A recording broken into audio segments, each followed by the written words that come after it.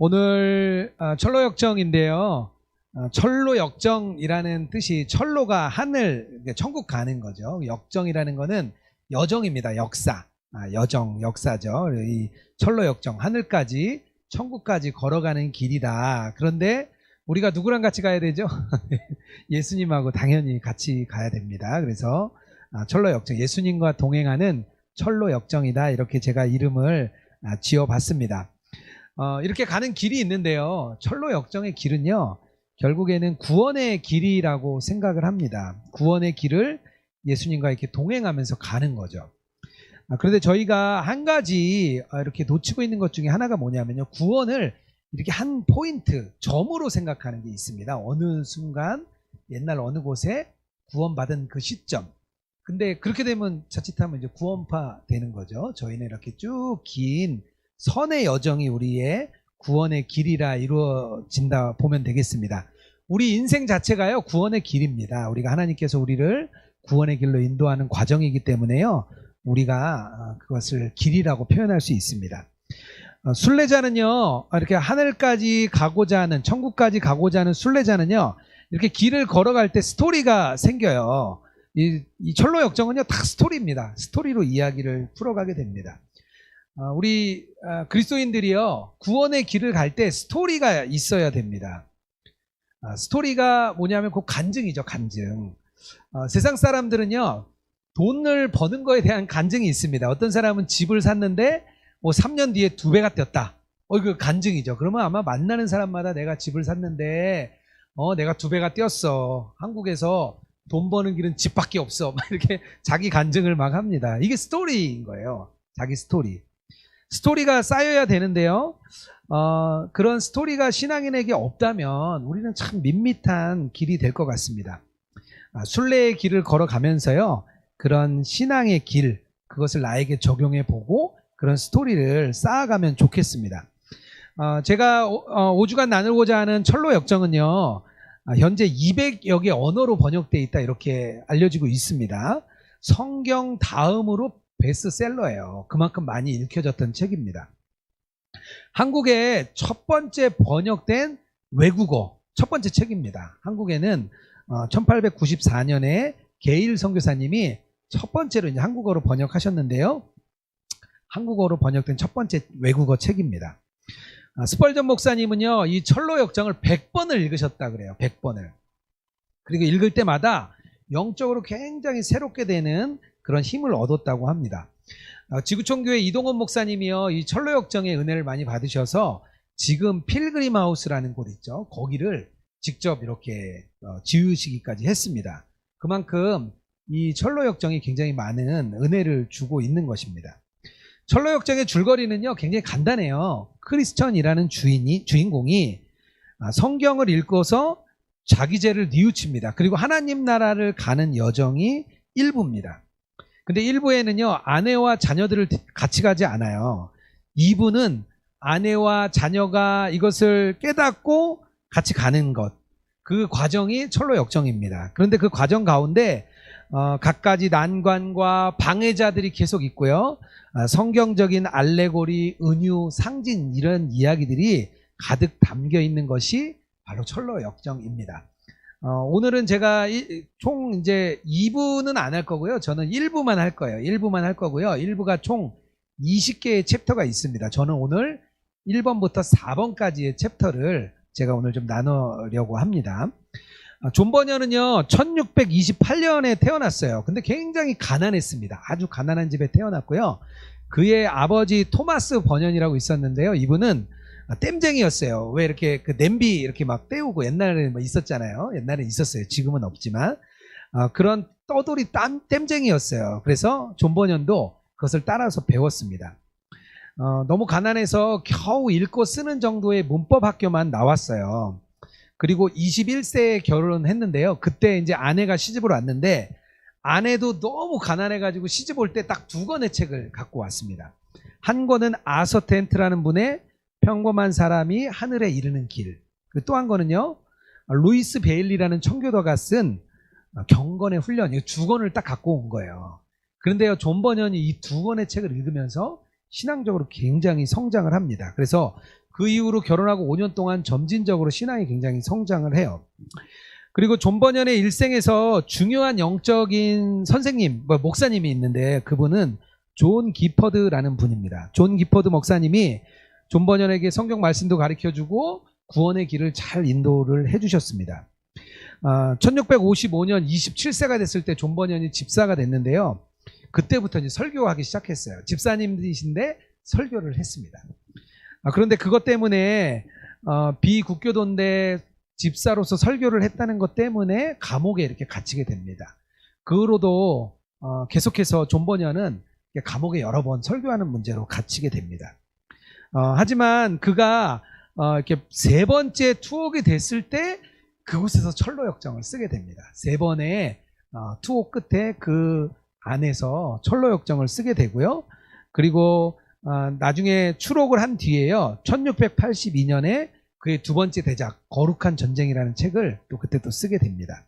그리고 1688년에 추운 날 이렇게 비를 맞으면서 이렇게 무리에서 사역을 하러 가다가 열병에 걸려서 죽게 됩니다. 좀 안타까운 죽음을 맞이하게 되죠. 또 철로 역정은요, 성경의 이야기를 굉장히 많이 강조하고 있어요. 철로 역정 안에 그냥 성경 이야기가 계속 나오는데요. 주인공의 책이 손이 들려 있어요. 주인공 안에 손에 책이 들려 있다 이렇게 이야기하고요. 또 전도자가 무슨 종이를 한 장 줘요. 종이를 한 장 주는데 그것도 이제 성경을 말하는 거죠. 좁은 문을 통과할 때 좁은 문에 또 글이 새겨져 있습니다. 그것도 뭐 성경 말하는 거예요. 그리고 해석자의 집과 아름다운 궁전에 갔을 때 이렇게 교훈을 받게 되는데요. 그것도 다 성경 말씀이에요. 그리고 크리스천이 어느 성에 갇히게 될 때 이 가슴에 약속이라 불리는 열쇠를 갖고 있거든요. 이것도 바로 성경을 이야기해주고 있습니다. 계속해서 천성 문 앞에까지 갈 때까지도 이 말씀이 천성 문 앞에 적혀 있거든요. 이 철로역정의 책은요, 계속해서 성경을 이야기해줍니다. 성경을 사실 풀어서 이야기를 해준다 보면 되겠습니다. 그리스도인은 순례가 우리의 기본이에요. 근데 순례가 뭐냐? 제가 거기다 써놨는데요. 종교적 의무 또는 신앙의 고취를 목적으로 하는 여행이다. 쉽게 저희가 이스라엘에 있는 예루살렘 성지를 이렇게 가는 것, 그 순례라고 이야기를 하는 거죠. 근데 단순히 우리가 어느 여행의 목적지를 향해서 가는 것만 순례가 아니고요. 우리의 인생 자체를 순례로 보는 것이 철로 역정에서 이야기를 하는 것입니다. 그리고 순례자를요, 그 순례하는 사람들, 이런 사람을 필그림이라고 이야기합니다. 그래서 필그림 하우스 그러면 뭐죠? 순례자의 집인 거예요. 순례자의 집. 그래서 이 순례를 하는 사람들이요, 어떤 여정, 어떤 순례를 하느냐. 첫 번째가요, 죄로부터의 구원의 순례, 죄로부터 구원받는 순례를 하는 거죠. 또 정죄로부터 의롭게 되는 순례의 길을 갑니다. 그리고 이 땅에 있는 지상으로부터 저기 천국까지 또 이렇게 전진해 나가는 순례의 길을 걷게 되는 거죠. 그리고 우리가 인생을 살아갈 때 복음이란 무엇인지, 거룩한 성도란 무엇인지, 이런 것들을 우리가 이해하면서 우리의 생각을 점점 넓혀가는 것, 우리의 마음도 넓어지고 생각도 넓어지고, 그래서 이 사람도 이해해주고, 그 사람은 그렇지, 이러면 또 이해해주고, 이런 마음이 확장되는 것도요, 순례의 길입니다. 처음에 복음을 이해할 때는요, 아주 이렇게 마음이 좁아져서 저 사람 저러면 안 돼, 교회에서 저러면 안 돼, 그러다가 나중에 마음이 넓어지면요, 이 사람도 이해해주고 저 사람도 이해해주고 뭐 그렇게 되는 거예요. 만약에 어떤 목사님 한 분이 그냥 나를 날카롭게 세워서 당신 그러면 안 돼요, 당신 그러면 안 돼요, 당신 그러면 안 돼요, 그런 거와 뭐 그래요, 그럼 또 그런 힘든 일이 있지요, 이렇게 이해해주는 사람과의 차이가 있잖아요. 우리가 동일하게 그런 과정을 겪게 됩니다. 그리고 성숙한 신앙의 사람들에게는요, 이런 그 악한 영향들, 이제 처음에 이제 악한 영향들, 여러 이제 난관들이 나오는데요. 그런 난관들이 초보자들에게는 굉장히 어려움이에요. 근데 신앙이 점점 성숙한 사람들에게는 그런 악한 영향이 위협이 되지 않는다, 이런 걸 보여줍니다. 영적으로 성장하는 사람이 무엇인지 이 철로 역정을 통해서 알 수 있습니다. 기쁨의 산이라는 곳에 도착했을 때 목자가 이렇게 얘기를 해요. 주인공이 뭐라고 얘기하냐면요, 많은 사람이 길을 떠나지만 정작 이 산까지 도달하는 사람은 아주 드물지요. 이렇게 이야기를 합니다. 신앙을 시작을 했어요. 근데 우리가 점점 성숙해 나가야 되는데 우리가 잘하지 않는 신앙에 있는 분들이 너무 많다는 것을 역설적으로 보여주고 있습니다. 성경은요, 다 구원의 길로 보여주고 있습니다. 특히 이제 구속사, 제가 성경에 대해서 이제 처음에 신앙 강좌 시작할 때 말씀을 드렸는데요. 구속사, 하나님이 우리를 구원하는 길이라고 있는데요. 보통 이제 창조와 타락과 구속과 새 창조로 가는데요. 제가 거기 좀 이제 남겨놨는데요. 창세기 1장에서 창조하시고 3장에서 타락합니다. 그리고 요한계시록 20장까지는요. 하나님께서 우리를 구원하시기 위한 많은 역사들을 성경을 통해서 말씀을 해주고 있는 거죠. 그리고 마지막에는요. 새하늘 새 땅을 다시 이 땅에 내려오게 됩니다. 그렇게 되면 우리의 상태가 다시 인간의 원형, 하나님께서 처음 창조하셨던 그 원형으로 회복하게 되는데요. 이 새로 창조된 인간, 새로 창조된 사람은요. 뭐가 달라지냐면요. 죄를 지울 수 없는 상태까지 가는 사람입니다. 첫 창조에서 인간의 원형은요. 좋은 정말 창조였죠. 하지만 죄를 지울 수 있는 상태였기 때문에 죄로 떨어졌죠. 마지막에는요. 정말 우리가 다시 최초의 원형보다 더 원형으로 우리가 다시 만들어지는 것입니다. 이게 전체적인 구속사의 길입니다.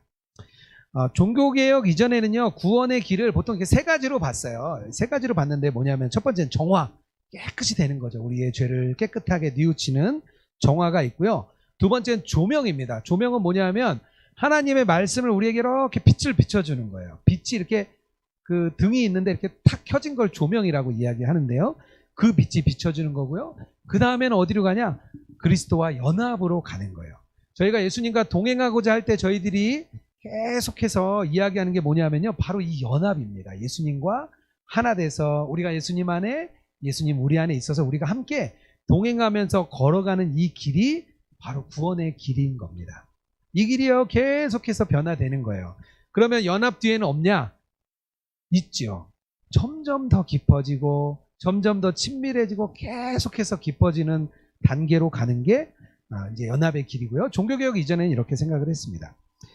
종교개혁 이후의 길도 제가 좀 써놨는데요. 요거 그냥 참고만 좀 하시면 좋을 것 같아요. 왜냐하면 이 뒤에 계속해서 설명되는 일이 요 길을 쭉 설명해주고 있습니다. 감리교에서는 뭐 선행, 은총, 회심, 칭의, 중생, 양자, 성화, 영화 이렇게 이렇게 이야기를 하고 있어요. 그냥 한 번 정도 눈으로 읽어보시면 좋을 것 같고요.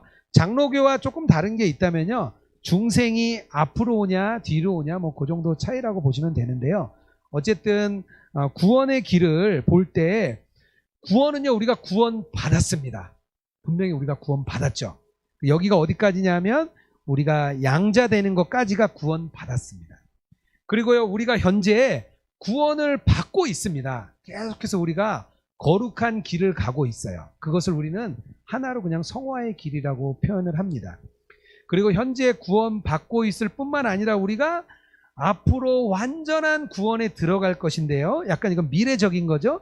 이거는 바로 영화를 말합니다. 그래서 우리가 구원을 말할 때 구원받았고 구원받고 있고 또 구원받을 것이다. 이렇게 표현을 합니다. 그런데 그 구원이라는 단어를 이렇게 여러 가지 표현들로 나눠서 이야기할 수 있습니다. 이걸 이해 못하면은요, 어떻게 되냐? 교단도 갈라지고, 사이도 멀어지고, 서로 신학이 달라서 싸움이 많이 일어납니다. 그래서 이런 것들을 조금 머릿속에 기억하면서 진행하면 좋겠습니다. 앞으로 5주 동안 이런 이야기들을 쭉 해나가게 될 거예요. 책을 읽으시지 않는 분들을 위해서 제가 중요한 단락들을 한 단락 소개해 드리고요. 그거를 설명하는 방식으로 이렇게 진행하려고 합니다. 그래서 혹시 책을 안 읽으셨더라도 읽어드리는 단락을 주의 깊게 들으시고 쭉 따라와 주시면 되겠습니다. 첫 번째 단락은요. 영적으로 깨어나는 죄인에 대해서 이야기하려고 하는데요. 우리 단락을 아름다운 우리 S 전사님 목소리로 첫 번째 단락을 좀 읽도록 하겠습니다. 좀 읽어주세요. 네. 나는 누더기 옷을 입고 어떤 곳에 서 있는 남자를 보았다. 그 남자의 얼굴은 자신의 집 방향으로 돌아서 있었으며 그의 손에는 책 하나가 있었다. 그리고 등 뒤에 상당히 무거운 짐을 쥐고 있었다. 나는 그 남자가 책을 열어서 읽고는 울면서 털고 있는 것을 보았다. 그 남자는 더 이상 억제할 수 없어 슬픈 울음을 터뜨렸다.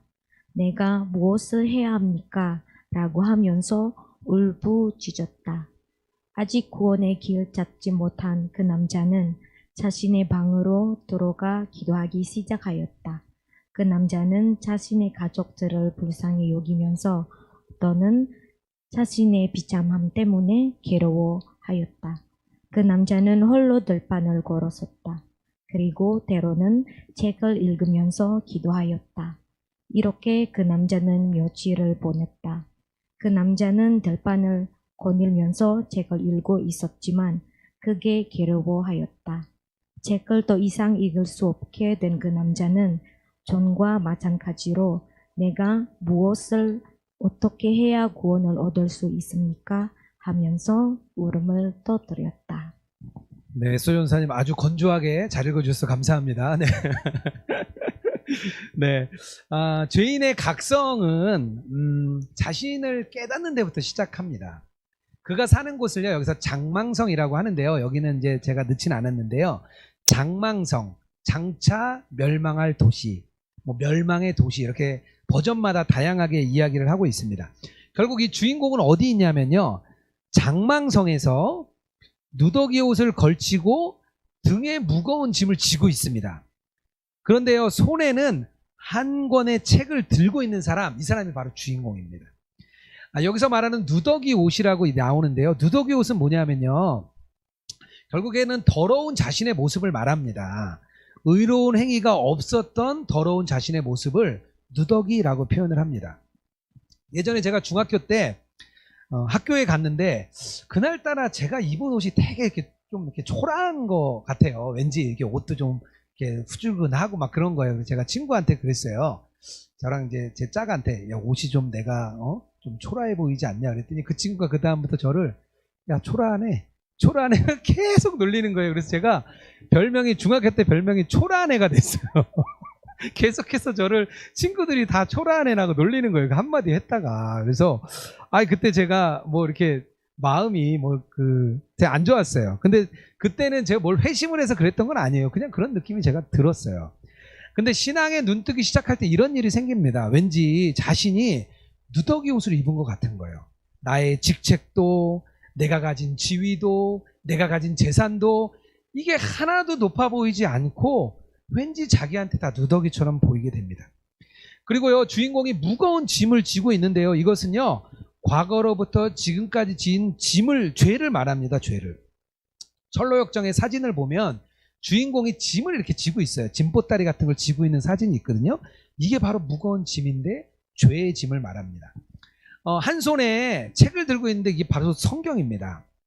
왜 성경을 들고 있냐? 하나님의 말씀 없이는요, 죄를 깨달을 수 없다는 거예요. 나중에 나오는데요, 친구가 같이 따라가는데요, 그 사람은 죄의 짐이 없어요. 짐이 없어요. 왜냐하면 성경을 통해서 자기 죄를 인식하지 못했기 때문입니다. 제가 베드로전서 1장 23절을 넣어놨는데요, 한번 자리에 계신 분들도 한번 같이 좀 읽으면 좋겠습니다. 너희가 거듭난 것은 썩어질 것이로 된 것이 아니요 썩지 아니할 씨로 된 것이니 살아있고 항상 있는 하나님의 말씀으로 되었느니라. 디모데전서 후서 3장 15절 또 같이 읽겠습니다. 또 어려서부터 성경을 알았나니 성경은 능히 너로 하여금 그리스도 예수 안에 있는 믿음으로 말미암아 구원에 이르는 지혜가 있게 하느니라. 아멘. 성경의 말씀이여 이 사람이 정말 자신의 처지와 진생을 깨닫고 자기가 죄를 짊어지게 됐다는 걸 알게 됩니다. 죄를 느낀다는 거는요, 이건 감사한 일인 거예요. 율법의 첫 번째 역할이 뭐냐면요, 죄를 깨닫게 하는 겁니다. 하나님의 말씀의 첫 번째 역할은요, 우리가 죄를 지었다는 것을 알게 하는 겁니다. 많은 문제, 짚고 갈 문제가 있는데요, 대부분 이런 질문을 많이 해요. 과연 내가 언제 거듭났을까? 이 거듭남의 시점에 대한 이야기를 많이 말합니다. 과연 그 구원의 회심의 시점이 언제이냐? 이거에 따라서 신약이요, 웨슬리, 또 일반, 또 장로교, 또 성결교 막 이렇게 다 나눠져요. 이 구원의 시점을 따지는 것 때문에요. 그런데요, 중요한 것 우리가 하나 알아야 될 것은요, 구원의 그 거듭남의 시점은요, 모른다는 거예요. 우리가 언제인지 알 수가 없다는 거예요. 하지만 거듭남이 일어나지 않고는요, 인간이 하나님 앞에서 죄를 인식할 수가 없어요. 우리가 그걸 인식할 수가 없습니다. 보통 회심이라고 하는 것, 회개와 믿음, 이걸 두 개를 합쳐서 보통 회심이라고 이야기를 하는데요. 성령이 거듭나게 하시는 역사가 있어야만 죄로부터 회개하는 것, 그리고 다시 하나님을 향해서 바라보는 믿음, 이것은요, 그 하나님의 역사가 있어야만 깨닫게 됩니다. 그리고 그 역사는요, 성경을 가지고 있고 그 성경을 통해서 자신을 깨달을 때 일어나게 됩니다. 참된 거듭남의 증거는요, 회심으로써 그 열매가 나타납니다. 내가 정말 거듭났는가? 이거를 물어볼 때 내가 그런 애통하고 통회하는 회개가 일어나고 또 하나님이 나의 죄를 용서해 줬다는 온전한 그 믿음, 그 열매가 나타난다면 우리는 구원받은 사람이라는 겁니다. 이 영적으로 깨어나는 이 주인공은요, 여기서 뭘 얘기냐면요, 울음을 터뜨려요. 울음을 터뜨리면서 내가 무엇을 해야 합니까? 이렇게 질문을 합니다. 울부짖는 거죠. 울부짖는 거. 오순절 다락방 이후에 성령이 임한 후에 베드로가 설교를 합니다. 설교를 할 때 그때 거기 모인 사람들이 뭐라고 이야기하냐면요, 사도행전 2장 37절에 이렇게 말합니다.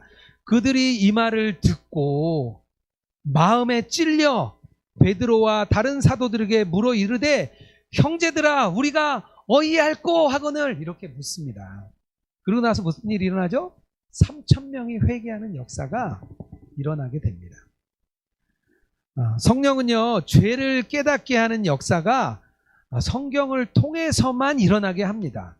성경을 통하지 않고는요, 그런 죄의 각성이 일어나지 않습니다. 주인공은요, 그 뒤로 밤이나 낮이나 너무 고통스러워해요. 그래서 혼자 들로 나가서 막 거닐기도 하고요, 책을 읽기도 하고요, 집에서 기도를 하면서 며칠을 이렇게 보내게 됩니다. 은혜의 시작은요, 영적인 죽음에서 깨어나는 것으로 시작을 합니다. 우리가 먼저 깨어나야 돼요. 그래서 개인적인 영적인 각성은요, 하나님의 말씀과 성령의 역사, 그리고 자기가 죄인됨을 깨달음으로 인해서 정말 하나님이 거룩하시고 의로우신데 내가 그런 거룩하신 하나님의 진노 아래 있구나, 이것을 인식하는 순간부터 우리가 다시 영적으로 깨어나게 되는 것입니다. 영적인 겸비라고 표현을 하는데요, 이것은 뭐냐면요, 영적으로 이렇게 낮아지는 현상이에요. 아까 누더기 옷을 입었다고 한 이유는요, 영적으로 낮아지는 과정입니다. 성령님께서요, 죄인을 영적으로 이렇게 낮춤으로 인해서 어떤 일이 생겨나냐면요, 스스로 내가 어떤 일을 하더라도 구원받을 수 없다, 이것을 깨닫게 합니다. 바리새인과 서기관들을 왜 이 독사의 자식들아 이렇게 예수님이 욕하셨냐면요, 그들은 자기가 율법을 지키고 장로의 유전을 지킴으로 인해서 내가 스스로 내가 구원에 이룰 수 있는 사람이야, 나는 이것을 지킴으로 인해서 거룩한 사람이야, 이렇게 생각했기 때문에 하나님께서 그들을 독사의 자식이라고 말을 했습니다. 우리가 영적으로 이렇게 낮아지는 역사가 있어야 됩니다. 자신의 영적인 무능함을 철저히 깨닫고 이 인정케 될 때 낮아지는 역사가 나타나게 되고요, 이 죄인의 마음을 아주 부드럽게 만드는 그런 과정이 됩니다. 마음이 부드러워지면요, 하나님께서 역사하실 수 있는 순간이 됩니다. 저는 이렇게 모태 신앙이었어요. 저희 할머니가 전도사님이셨습니다. 우리 김승혜 목사님 어머니도 교회를 세울 정도로 굉장히 신실하신 이제 어머니셨죠. 저희는 할머니가 이렇게 굉장히 신실하셨고요. 그래서 저희 어머니도 굉장히 신실한 이제 믿음의 어머니셨습니다. 저희 할머니가 이제 회심을 하시고 이제 저희 아버지가 좀 이렇게 목사가 되기를 원하셨어요. 근데 저희 아버님은 돌아가시기 얼마 전까지도 썬데이 크리스찬으로 한 40년을 사셨습니다. 그러니까 뭐 아시겠죠? 그런 과정이 되니까 저희 아버님과 저희 할머니가 이제 서로 합의를 한 거는 첫째 아들이 나면 목사로 바친다, 이렇게 저희 아버님과 서로 합의를 맺으셨어요. 그래서 첫 번째가 아들이 태어났습니다. 그래서 어떻게 됐을까요? 목사로 바쳤습니다. 그래서 저희 형님은 지금 이제 목사님이 되셨고요. 그리고 또 이제 집안에 공식이 있죠. 큰아들은 목사, 둘째는 좀 이렇게 장로, 신실한 장로로 큰아들 형님 목사를 이렇게 잘 서포트 해주는, 그게 저희 집안의 이렇게 그림이었어요. 저도 뭐 그런 신앙 안에서 잘 자랐습니다. 그런데 저도 좀 믿음이 있는 줄 알았어요. 믿음이 있는 줄 알았는데, 고등학교를 졸업하고 여느 아이들처럼 저도 한 10년간 이제 방학을 했습니다. 고등학교를 졸업하고 대학에 가면서부터 10년 동안 방학을 했습니다. 근데 뭐 그렇게 살아보니까요, 뭐 크게 문제 없더라고요. 그냥 뭐 혼자 살아도, 그냥 크게 하나님 없이 살아도 문제가 없다는 걸 제가 그때 그냥 알았어요. 그런데 제가 대학을 졸업하고 직장에 취업할 때가 IMF가 터졌을 때였습니다. 한참 어려울 때였는데요. 뭐 취직 자체가 어려운 때였는데, 다행히 제가 우리 교회 장로님의 이렇게 줄을 통해서 어디 지방에 있는 한 건설 현장에 취직을 했습니다. 근데 그때가 너무 힘들어서요. 그때 제가 큐티를 하기 시작했습니다. 너무 힘드니까 말씀을 찾게 되더라고요. 큐티도 하고 애통하는 마음이 그때 막 생겼습니다. 제 자신이 너무 초라하고 영적으로 낮아지는 현상이 있었다는 거죠. 그리고 제가 극적인 회심을 하게 됐는데요. 이제 아산에 있는 현장에서 집에까지 올라오던 경부고속도로 천안휴게소 근처, 그곳에서 제가 회심을 했습니다. 그래서 아직도 이렇게 제가 차를 타고 이렇게 그곳을 지나면 기분이 너무 좋아요. 그래서 제가 저희 아내에게 그곳을 지나면 내가 여기서 회심을 했어, 얘기하면 저희 아내가 10번도 더 얘기했다. 그만하라고 저한테 매번 얘기를 합니다. 제가 언제 회심했는지는 모르겠어요. 예전에 어릴 때 회심을 했는지, 아니면 이제 너무 힘들어서 그 현장에서 큐티를 통해서 회심을 했는지 모르겠지만, 저에게 회심의 열매가 나타났습니다. 그래서 정말 구원을 받는 역사가 저에게 있었던 거죠. 제가 여러분들에게 질문을 좀 드리고 싶어요. 요거는 좀 일기에도 좀 써보시면 좋을 것 같고요. 뭐 부부시면 서로 끝나고 난 다음에 나눔을 좀 가져보면 좋겠는데요.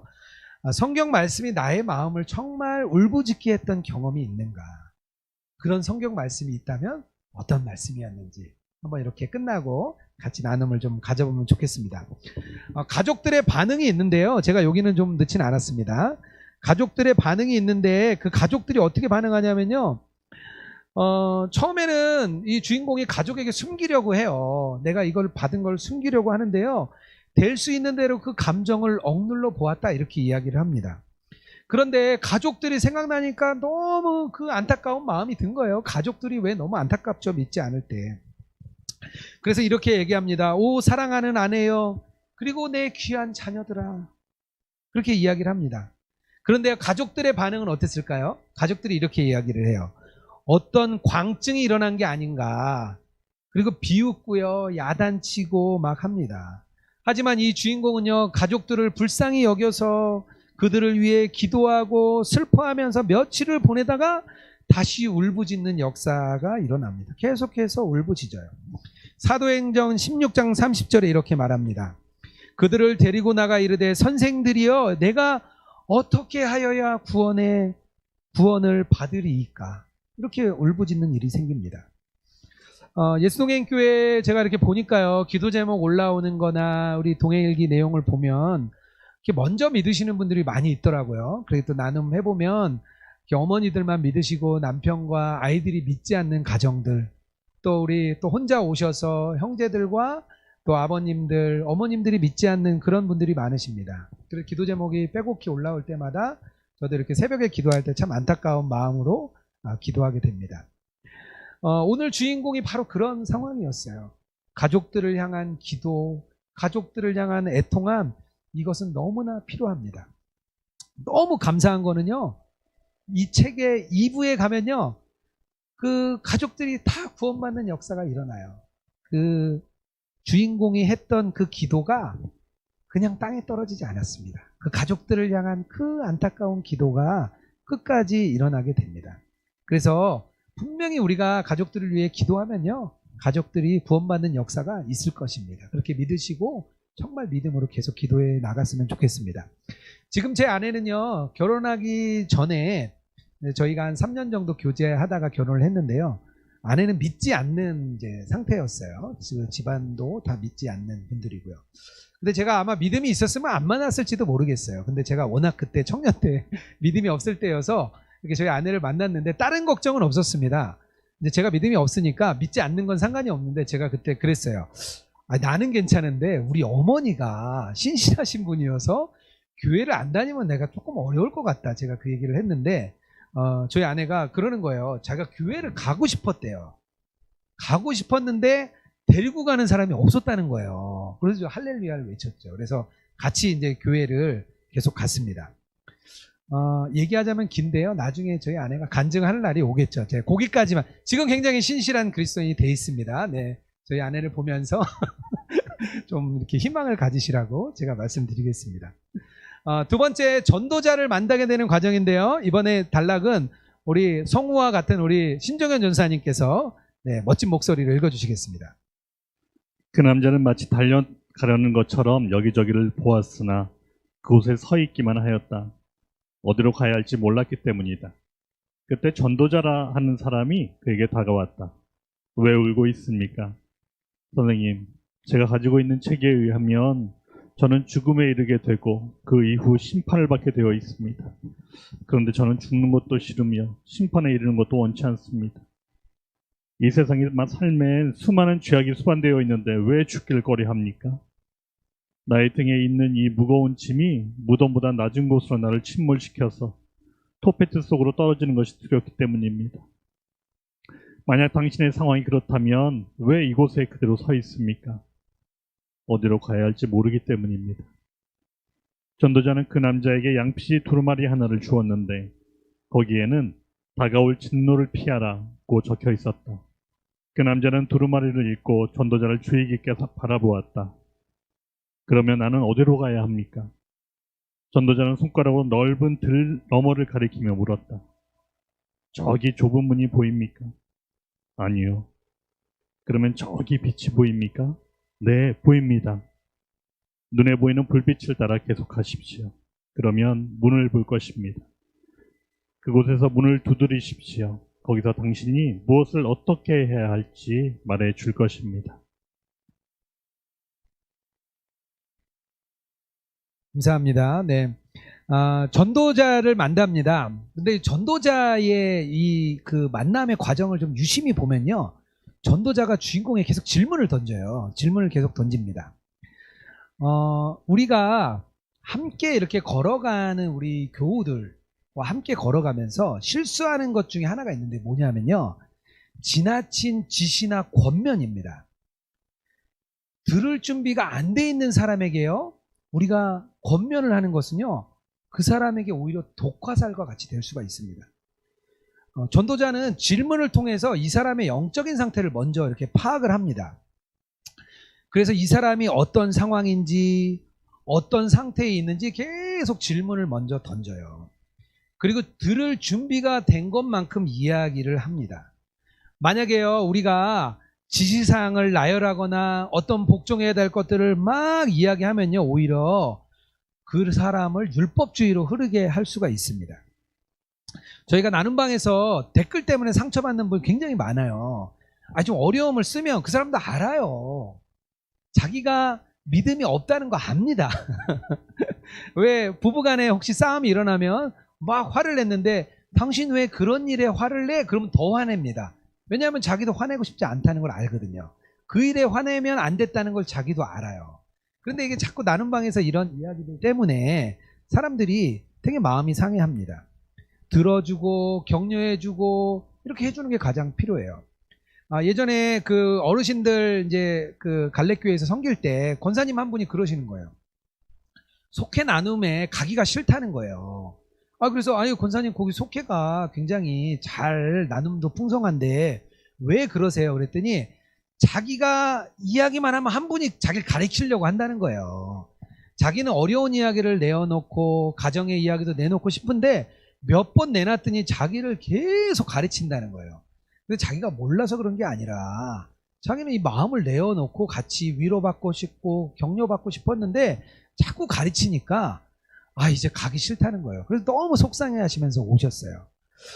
저희가 다른 분에게 권면해 줄 때 먼저 질문을 통해서 그 사람의 상태를 잘 파악해 주는 게 너무 중요합니다. 그리고 전도자가요 여기서 양피지를 건넵니다. 두루마리를 건네주는데요. 이 두루마리가 바로 성경이죠. 여기 성경에서 내용이 뭐냐면요. 장차 올 진노를 피하라. 성경 말씀이 그 말씀이 들어 있었습니다. 이 세상은요. 하나님의 심판 아래에 있습니다. 우리가 왜 이 땅을 지나서 하나님 나라를 왜 가야 되는 거죠? 이 땅을 지나서 왜 이 땅을 넘어서 하나님 나라를 왜 우리가 가려는 거냐 이거죠. 이 땅은요. 왜냐하면 멸망할 도시이기 때문입니다. 장망성, 장차 망할 성이기 때문에 이 땅에서 떠나서 하나님 나라를 가는 거예요. 세상은요. 심판 아래에 있습니다. 심판 아래에 있다는 것이 하나님의 말씀입니다. 주인공이 묻습니다. 내가 어디로 가야 합니까? 이렇게 물어요. 그런데 이제 전도자가 이야기해요. 저쪽에 좁은 문이 보이십니까? 그러니까 이제 뭐라 그러냐면 아니요. 그럼 주인공이 안 보인다는 거예요. 주인공이요. 복음에 대한 이해도 부족하고 구원에 대한 이해도 부족하고 그런 하나님을 아는 지식이 부족하니까요. 모르는 거예요. 저기 보이니까 모른다고 하잖아요. 그리스도인들은요. 이렇게 모르는 데서 출발해요. 우리가 희미하게 뭔가 그냥 안개가 많은 것처럼 희미한 상태에서 점점 밝아지는 상태, 점점 안개가 걷히고 명확하게 하나님이 보이는 상태로 가는 게 바로 그리스도인입니다. 우리가 예수님과 동행하라고 많은 분들에게 이야기하지만요. 이 예수님과 동행한다는 것을 경험하는 사람은 많지 않습니다. 정말 예수님과 친밀함, 예수님과 가까운 관계, 깊은 교제를 누리는 사람은 많지 않아요. 하지만 말로는 우리가 동행한다고 이야기합니다. 그래서 우리가 정말 그 좁은 문이 보이도록 우리가 나아가야 합니다. 그런데 전도자가 이야기하죠. 그 좁은 문이 보이지 않는 분에게 뭐라고 이야기하죠? 저기 빛은 보이십니까? 이렇게 그러니까 보인다는 거예요. 그 빛을 따라가세요. 성경이 보이니까 그 성경을 따라 읽으세요. 아직 잘 모르겠어요. 성경을 읽으세요. 이렇게 우리가 가르쳐 주는 겁니다. 시편 119편 105절에 이렇게 말합니다. 주의 말씀은 내 발의 등이요 내 길의 빛이니이다. 이렇게 말을 합니다.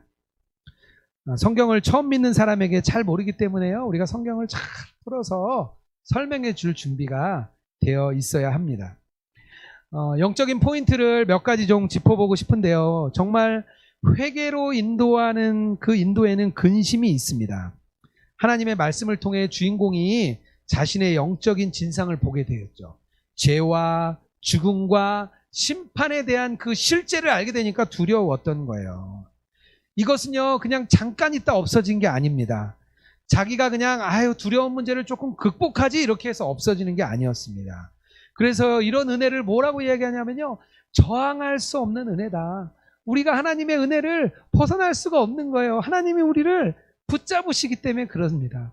우리가 하나님과 동행하는 것은요, 우리가 하는 게 아니고요, 주님이 우리를 붙잡아서 끌고 가시는 거예요. 믿음이라는 게 그래서 믿어지는 역사가 있는 겁니다. 믿어지는 거예요. 영적인 각성이 없는 회심이 있습니다. 참된 회심에는 영적인 각성이 있는데요. 요즘에는 어떤 분들은요, 이런 영적인 각성 없이도 교회 생활을 잘 하게 됩니다. 계속해서 우리가 정말 우리가 참된 영적인 각성 안에 있는지 우리가 좀 생각해 보아야 합니다. 전도자를 만나는 것은요, 굉장히 중요한 일인 것 같아요. 여러분들에게는 어떤 전도자가 계십니까? 한번 좀 생각해 보면 좋을 것 같아요. 존버년 목사님에게는 기포드 목사님이 그의 전도자였어요. 나에게 영적인 도움을 주는 그런 사람이 있는지 한번 좀 생각해 보면 좋을 것 같습니다. 저에게는 큰 전도자가 한 3분 정도 계십니다. 첫 번째로는 당연히 유기성 목사님이 한 15년 전에 선한목자교회에 오셨을 때 그때 교회 상태가 참 어려운 상태였습니다. 교회가 깨지고 교인들은 다 떠나고 굉장히 어려운 상태에서 유기성 목사님이 오셨어요. 그래서 참 그때 제자훈련도 받고 설교도 듣고 정말 많이 들었던 것 같아요. 매일 설교를 다운받아서 오가는 차 안에서 정말 새벽 예배, 수요 예배, 그때는 젊은이 교회 설교도 하셨는데요. 젊은이 교회 설교도 듣고 참 많이 들었습니다. 그래서 다시 믿음을 제가 세우는 시간이 됐습니다.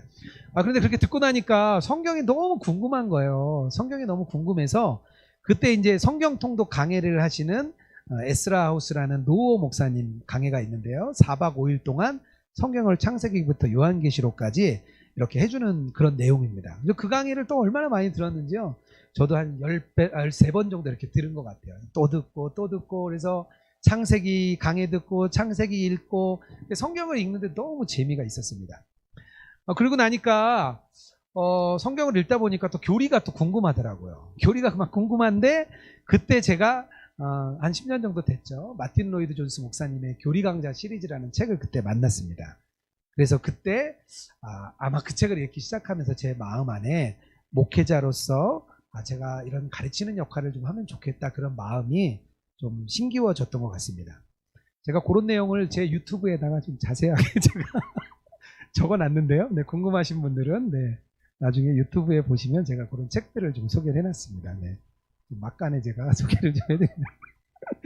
네, 크리스찬이 드디어 주인공이 순례를 시작합니다. 우리 신종현 전사님 너무 멋진 목소리인데요. 한 번 더 네, 우리 순례를 시작하는 단락을 좀 읽어주시면 좋겠습니다. 남자는 전도자가 지시한 방향을 향해 뛰기 시작하였다. 그 남자가 자신의 집으로부터 멀리 가지 못하였을 때 그 남자의 아내와 아이들은 돌아오라고 소리치기 시작하였다.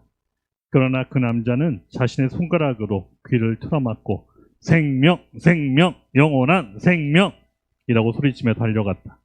그 남자는 뒤를 돌아보지 않고 평원 한가운데를 향하여 달아났다. 그 남자가 가족을 떠나갈 때 이웃 사람들도 그 남자가 달려가는 것을 보기 위해 나왔다. 어떤 이들은 조롱하였고 또 다른 이들은 위협하였으며 돌아오라고 소리치는 사람도 있었다. 그들 가운데 두 사람이 억지로 그 남자를 붙잡아 오기로 결심하였다. 그들 중 한 사람의 이름은 고집쟁이였으며 다른 한 사람의 이름은 변덕쟁이였었다. 그 남자와 이 두 사람의 거리가 상당히 떨어져 있음에도 두 사람은 그 남자를 추격하기로 마음먹었다. 얼마 안 되어 두 사람은 그 남자를 붙잡았다. 이웃이여, 왜 나를 따라왔습니까? 당신을 설득하여 우리와 함께 돌아가기 위해서입니다. 절대 그럴 수 없어. 내가 태어난 곳이기도 하지만 당신들이 살고 있는 곳은 멸망의 도시입니다. 얼마 있지 않아서 당신들은 그곳에서 죽을 것이며 불과 유황이 타오르는 무덤보다 낮은 곳으로 빠질 것입니다. 사랑하는 이웃이여, 내 말을 듣고 나와 함께 갑시다. 친구들과 우리가 좋아하는 것을 뒤로하고 떠나라고요? 예, 당신이 버리게 될 모든 것들은 내가 즐기기 위해 찾는 것과 비교할 수 없을 정도로 가치 없는 것들입니다. 만약 당신이 나와 함께 간다면 그것을 가질 수 있습니다. 그 남자 이름은 크리스찬이었다. 당신이 세상의 모든 것을 버리고 찾으려는 것이 무엇이요? 나는 썩지 않고 더럽지 않고 새하지 아니하는 기업을 찾고 있습니다. 이것은 천국에 안전하게 쌓여 있으며 정한 시기가 오면 부지런히 찾는 이들에게 주어질 것입니다. 당신의 책이나 집어치우시오. 우리가 돌아가겠소? 안 가겠소? 안 돌아갑니다.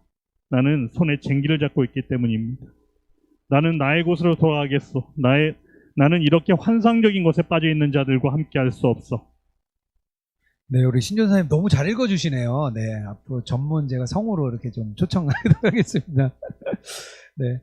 순례를 시작할 때 가장 중요한 부분이 있는데 뭐냐면요. 뒤를 돌아보면 안 됩니다. 신앙은요, 떠나는 거와 관계가 있어요. 왜 하나님께서 아브라함에게 말씀하시죠. 내 고향과 친척과 아버지 집을 떠나 내가 내게 보여줄 땅으로 가라.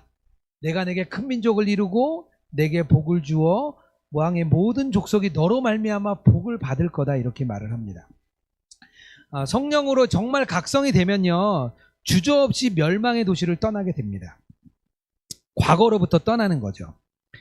그런데 두려움만 하는 사람은 떠나지 못해요.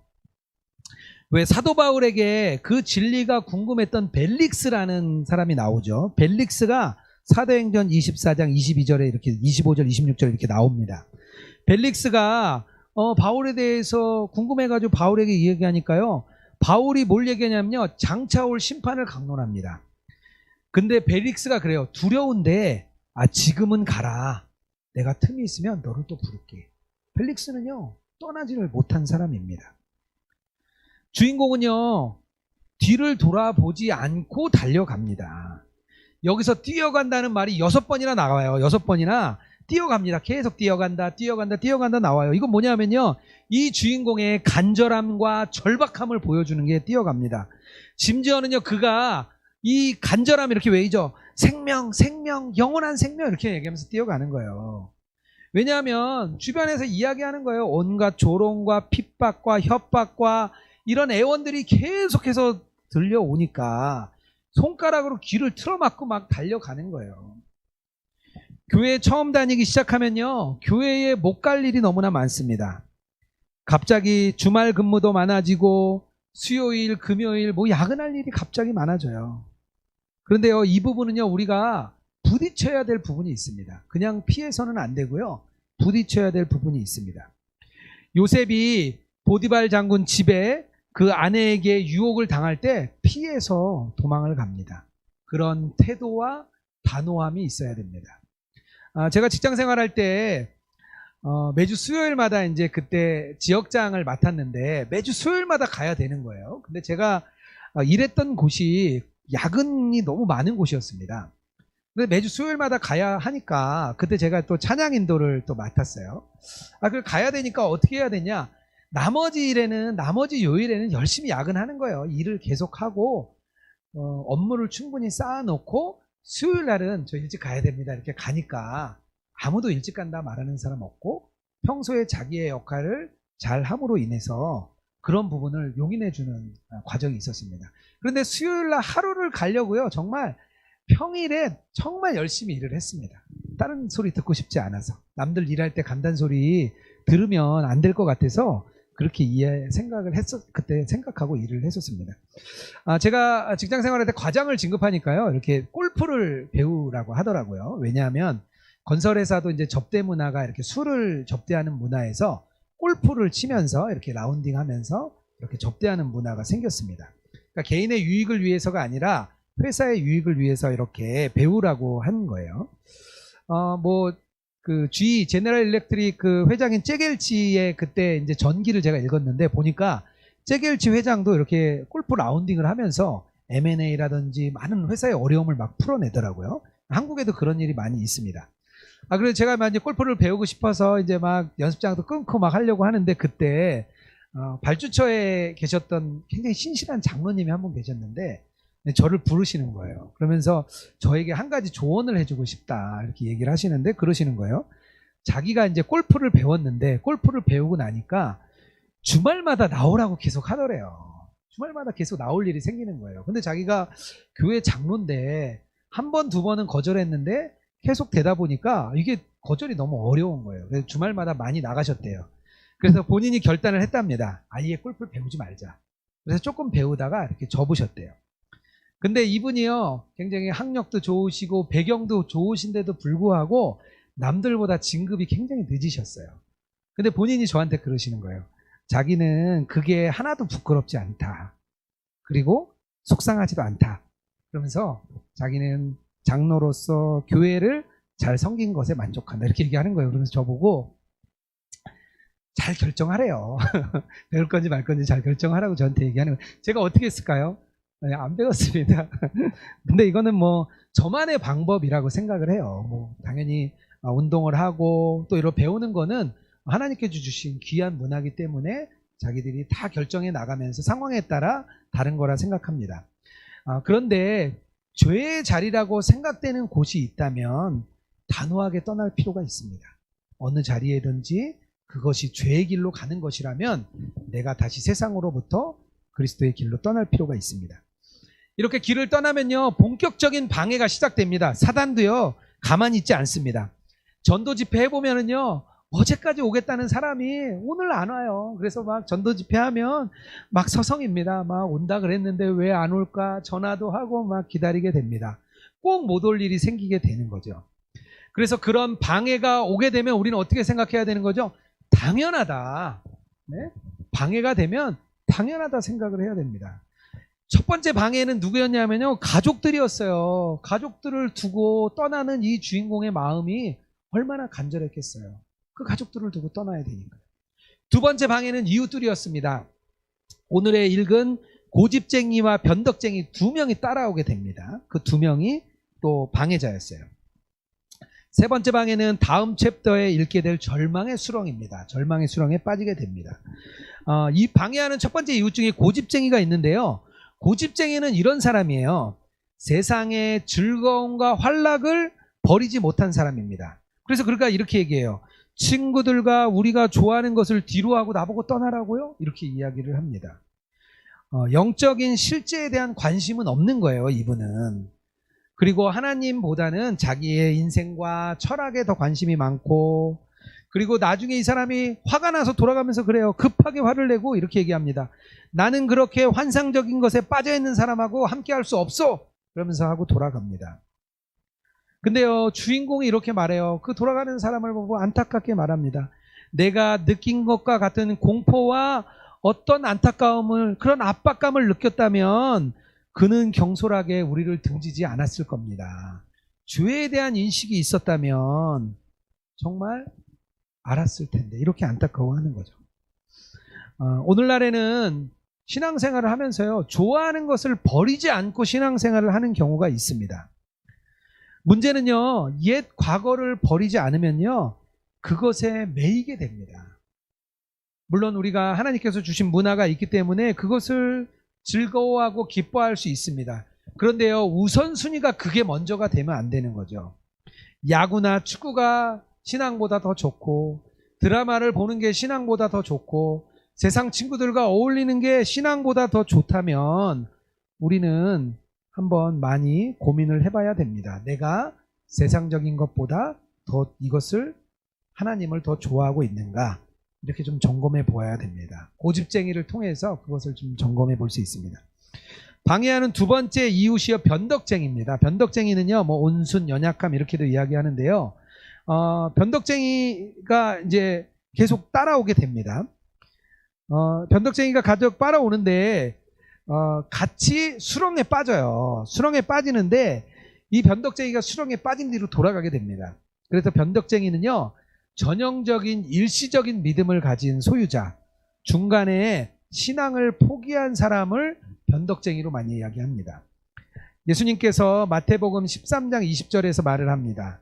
돌밭에 뿌려졌다는 것은 말씀을 듣고 기쁨으로 받되 그 속에 뿌리가 없어서 잠시 견디다가 환난이나 박해가 일어날 때 곧 넘어지는 자다. 이런 사람들을요, 말을 합니다. 그의 태도는 처음엔 굉장히 신앙적인 것 같았어요. 처음에는 그도 영적인 부분에 대해 되게 관심 있어 합니다. 그런데요, 도중에 가면서 크리스천에게 계속 물어봐요. 우리가 얻게 되는 게 뭐예요? 계속 가면서 묻는 거예요. 우리가 뭘 얻게 되는 거죠? 이렇게 계속 물어봐요. 그때 이 얻는 것에 대해서 이야기를 해줍니다. 크리스찬이 어떤 걸 얘기하냐면요, 썩지 아니하고 더럽혀지지 아니하고 쇠하지도 않는 것, 이것을 얻는다. 영원히 멸망하지 않는 아름다운 왕국을 얻습니다. 영원한 생명을 얻습니다. 머리에 영광의 면류관을 우리가 얻습니다. 울음도 없고 슬픔도 없고 눈물이 없는 그런 삶입니다. 모든 피조물과 천사들과 성도들이 더불어 하나님 앞에서 사는 삶이에요. 이렇게 이야기를 합니다. 그런데요, 이 내용을 쭉 보면요, 세상 게 하나도 없어요. 세상적인 건 하나도 없습니다. 이 변덕쟁이의 문제점은요, 이 천국, 하나님 나라를 물질적인 차원에서만 얻으려고 했습니다. 그러니까 계속 묻는 거예요. 우리가 얻을 수 있는 게 뭐냐, 계속 얻는 겁니다. 이야기하는 겁니다. 그냥 이런 것들, 번영의 복음이라고 말을 하는데요, 그런 복음을 따르는 삶, 하나님이 나를 성공시켜주고 복받게 하고 성공하게 하고 지위를 얻게 해주는 그런 하나님, 나를 도와주시는 하나님 정도로만 생각하는 사람들은요, 일시적인 믿음에만 그칠 수밖에 없습니다. 이런 사람들은요, 정말 예수 그리스도를 믿을 때 우리가 얻게 되는 십자가, 대가, 내가 지불해야 될 그런 것들에 대해서는 부인하거나 무시하게 됩니다. 그런 사람들은요, 천국의 복락을 처음에 들었을 때는 막 기뻐하다가 죄를 인식하는 그런 성령의 사역이 없었기 때문에 돌아가게 되는 것입니다. 내용을 자세히 읽어보면요, 이 변덕쟁이는요, 한 번도 주인공이 지고 가는 그 짐에 대해서 물어보지 않아요. 주인공이 등에 짐을 지고 있는데 그가 무슨 짐을 졌는지 도대체 물어보지 않습니다. 그가 가지고 있는 죄에 대한 문제를 전혀 보지 못했기 때문입니다. 죄에 대한 각성이 전혀 없었던 겁니다. 이런 사람들이요, 기적을 보고 흥분했던 그 광야의 많은 무리들과 같을 수 있습니다. 변덕쟁이는 그 얻을 것에 대한 질문이 많았지만 그 책, 그가 들고 있는 책과 짐에 대한 질문이 없었습니다. 오늘날에요, 이런 사람이 좋은 그리스도인처럼 인정될 수도 있습니다. 인간적인 열심을 낼 수도 있어요. 막 그래요. 이 사람이 가면서 빨리 가자 그래요. 막 그 주인공에게 우리 빨리 가자 이야기를 합니다. 정말 교회에서 열심을 낼 수도 있어요. 그런데 진정한 믿음이 없는 사람은요, 결국 돌아가게 됩니다. 주인공의 신앙은요, 이 고집쟁이와 대화를 할 때 처음으로 그라고 했던 사람이 그의 이름은 크리스천이었다 이렇게 말을 해줍니다. 그 전까지는요, 그 정체성이 정확하지 않았어요. 근데 이곳에서 자신의 정체성을 정확히 드러내면서 그가 바로 크리스천이다 이렇게 말을 해주고 있습니다. 크리스천은요, 자기의 죄인됨을 은식했고요, 인생의 목표를 세상 것에 둔 사람이 아니에요. 그리고 약속을 믿고 그 길을 떠난 사람입니다. 그래서 크리스천은 자기를 뭐라고 이야기하죠? 나는 손에 쟁기를 든 사람이에요 이렇게 말을 합니다. 그런 단호한 믿음을 보여주고 있습니다. 크리스천은요, 고집쟁이나 변덕쟁이와의 대화에서 계속 그 책에 있는 그 성경의 권위에 의해서 그 말씀으로 계속 이야기를 합니다. 그래서 크리스찬은 오직 성경이라는 그 말씀을 자신의 모토로 삼은 사람입니다. 참된 구원은 이렇게 성경의 말씀과 그 연결되어 있어서 그 믿음이 자라나게 됩니다. 마지막으로 제가 생각해 볼 질문을 던져드리고 마치고자 합니다. 신앙의 길을 떠날 때 가족과 친구가 나의 장벽이 되었던 것은 무엇인지, 누가 나의 신앙의 장벽이었는지 이런 것을 한번 좀 생각해보고 나눠보시면 좋겠습니다. 네, 제가 5번까지 할 줄 알았는데요, 3번까지 밖에 못했네요. 다음 주에는 제가 좀 시간 조절을 좀 잘해서 하도록 하겠습니다. 오늘 제가 3번까지 진행했고요. 다음 주에 좀 이어서 진행하도록 하겠습니다. 철로역정 좀 다시 한번 오늘 나눠드린 내용 가지고요, 생각해 보시고 또 서로 같이 계신 분들과 나눔 좀 하시고, 만약에 혼자 계시면 한번 글로 한번 적어보고 생각해 보면서 예수님을 좀 의식하는 그런 시간이 됐으면 좋겠습니다.